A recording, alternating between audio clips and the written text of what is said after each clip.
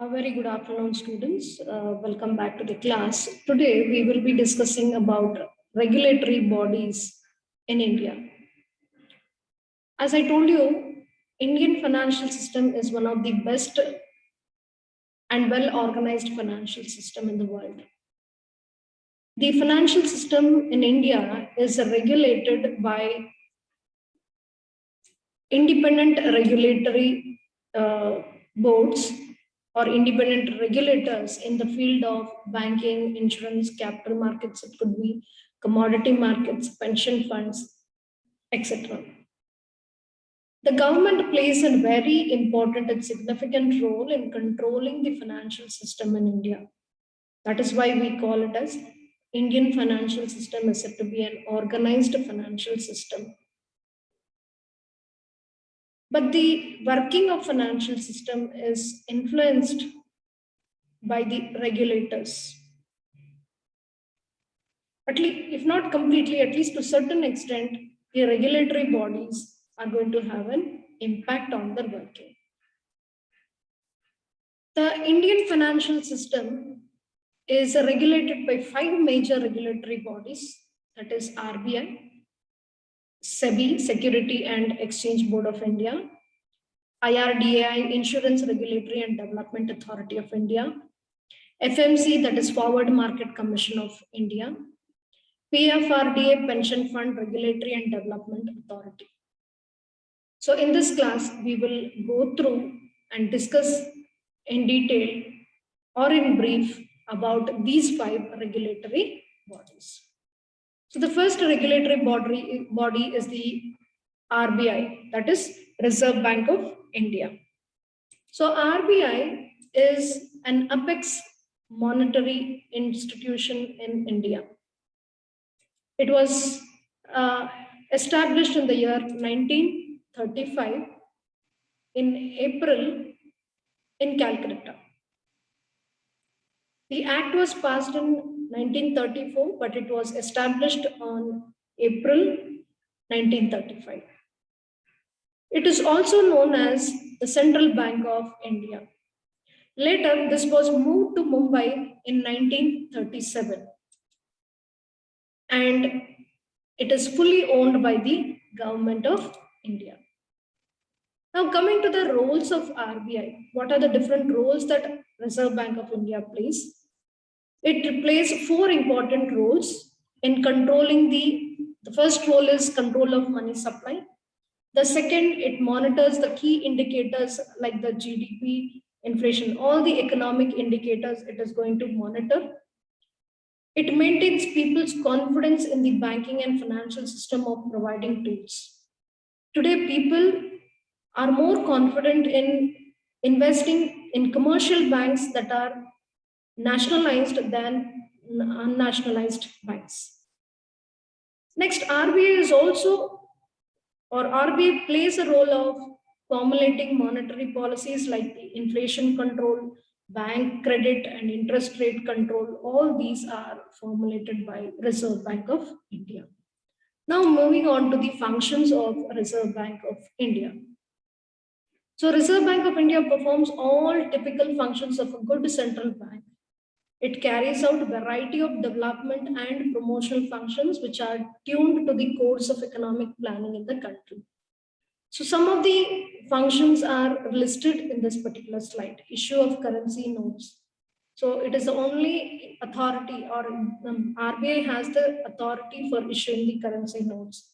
It serves as a banker to the government. If government needs any funds, it is through RBI that it is going to mobilize the funds. Example, G bonds, commercial papers or treasury bills are issued on behalf of government by the RBI through commercial banks, nationalized banks. Then it acts as a banker's bank and supervisor. It controls all the nationalized banks. Monetary regulation and management. It forms the repo rate, credit rate, it could be bank rate, it could be all this is, it could be the tax rates. Both fiscal policy and monetary policies are framed by RBI. Exchange management and control, the foreign exchange, flow of funds from other countries to India or movement of funds from our country to other country is also controlled and managed by RBI. Collection of data and publication of data of financial institutions, it's solely held by, or the rights are held by RBI. And miscellaneous development and promotional functions and activities are also taken up by Reserve Bank of India through the government. Agricultural finance, industrial finance, export finance, and institutional promotion are some of the functions that RBI performs. Now coming to the next regulatory body, that is the SEBI. So what does SEBI as a regulatory body, or SEBI acts as a regulatory body for securities market. Securities market is a market where securities are bought and sold, securities like bonds, shares, futures, everything. So this SEBI was established in 1988, but got its legal status in 1992. It is it's the main motto of establishing this particular unit is to regulate the functions of securities market, to keep a check on the malpractices and protect the from the investor's perspective. SEBI was established. So the headquarters of SEBI is in Mumbai, and it has its regional office in all the metropolitan cities, New Delhi, Kolkata, Chennai, and Ahmedabad. The roles played by SEBI are: it protects the interest of investors through proper education and guidance, regulate and control the business on stock exchanges and other security markets. It stops fraud in capital market and audit the performance of stock markets. These are the four important roles that SEBI is going to play. Now coming to the structure of SEBI. So SEBI has 4 levels. The topmost level is the chairman, who is appointed by the government of India. And the next level we have is the 2 members, officers from the Union Finance Ministry of India. And next we have a member from the Reserve Bank of India. And also we have 5 members who are appointed by the Union Government of India. So this is the major structure of SBI in India, sorry, SEBI in India. Coming to the functions of SEBI. SEBI performs 3 important functions. One is protective function, regulatory functions, and development functions. These are 3 important functions that SEBI performs. What are the regulatory functions? Regulatory functions involve regulating the business in stock exchange, registration and regulating the work of stockbrokers, sub-brokers, merchant bankers, depository participants, and other intermediaries. The third regulatory function is regulation of collective investment schemes. The fourth one is prohibition of unfair trade practices and insider trading. Next, regulating substantial acquisition of shares and takeover of companies, conducting inquiries and audits of the stock exchanges and other associated with securities market. Coming to the developmental functions, it plays 4 important developmental functions.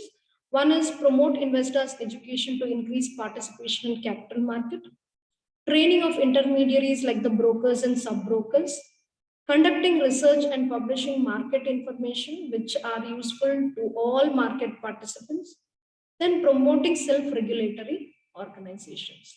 Coming to the third set of functions, the protective functions, we have 4 important protective functions. One is controlling the price rigging.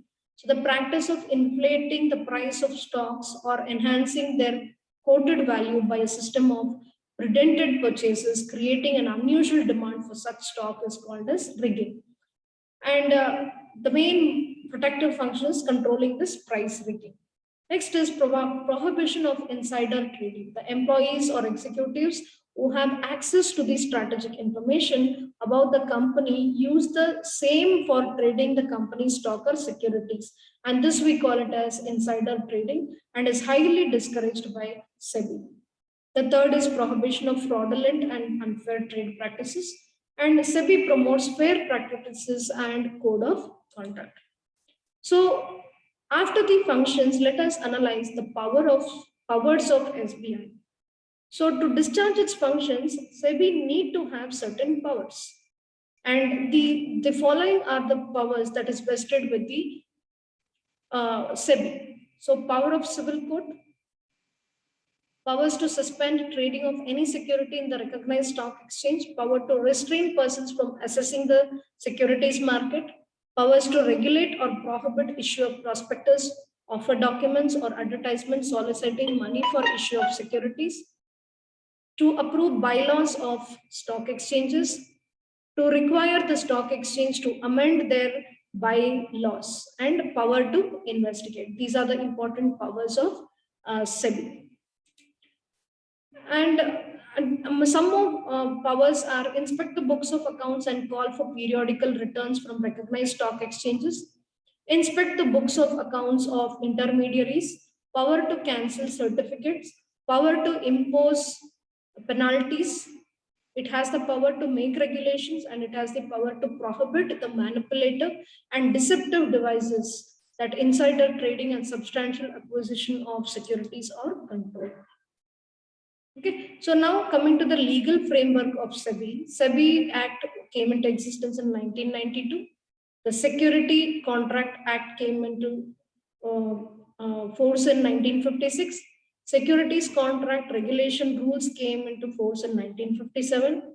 The Depository Act of 1996 that was amended by Securities Law Act of 2014. So this is the legal framework of SEBI. And SEBI Act came into existence in 1992. So establishment, incorporation and management of SEBI, the powers and functions of SEBI, provisions relating to collective investment schemes, registration of an intermediary, penalties and dispute mechanism. All this come under SEBI Act of 1992. And under Security Contract Act of 1956, these are the things that come into purview. Recognition of stock exchange, framing of stock exchange rules, superseding a stock exchange, preventing unauthorized stock exchange, prohibition of contracts outside a stock exchange, appeal to the Securities Appellate Tribunal against refusal of a stock exchange to list the securities of a public company.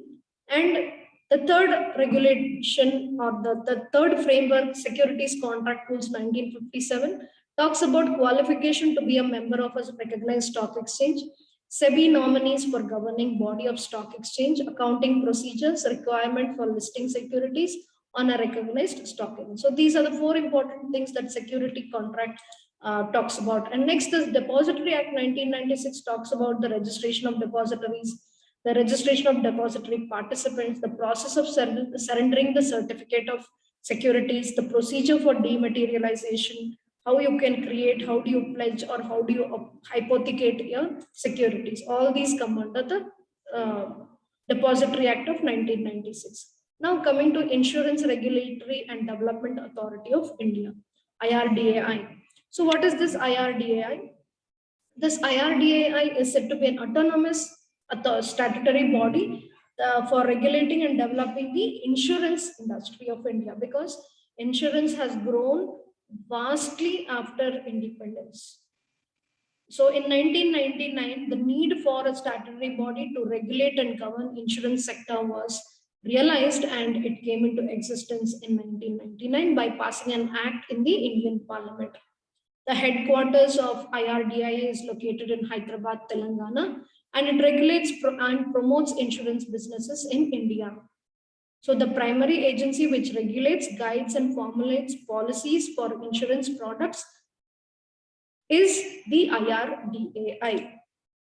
The main purpose of IRDAI is to protect the interest of secure, fair treatment of policyholders, to bring about speedy and orderly growth of the insurance sector, to set, promote, monitor, and enforce high standards of integrity, financial soundness, fair dealings, and competence of those it regulates, to ensure speedy settlement of genuine claims, to prevent insurance frauds and other malpractices, and put in place effective grievance redressal machinery. To promote fairness, transparency, and orderly conduct in financial markets, dealing with insurance, and build a reliable market information system to enforce high standards of financial soundness among the market players. To take action where each standard are inadequate or ineffectively enforced. And also to bring about optimum amount of self-regulation in day-to-day working of the industry consistent with the requirements of prudential regulation. Coming to the next regulatory body, that is FMC, Forward Market Commission of India. It has its headquarters in Mumbai, and it is a regulatory authority that is governed by Ministry of Finance, Government of India.